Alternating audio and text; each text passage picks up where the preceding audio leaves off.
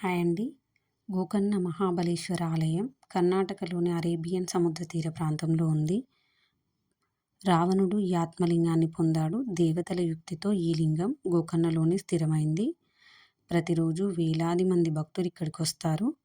పురాణాల ప్రకారం లంకాధిపతి రావణుడు తన రాజ్యంలోనే శివుని శాశ్వతంగా స్థాపించాలన్న ఉద్దేశంతో ఘోర తపస్సు చేయగా పరమశివుడు ప్రసన్నమై తన ఆత్మలింగాన్ని ఇచ్చి ఇది ఎక్కడ నేలపై ఉంచితే అక్కడే స్థిరపడిపోతుంది అని హెచ్చరించారు. రావణుడు ఆత్మలింగాన్ని తీసుకొని లంకకు బయలుదేరగా విష్ణుమూర్తుల వారు వినాయకుల వారిని ఒక బాలుడి రూపంలో అక్కడికి పంపారు.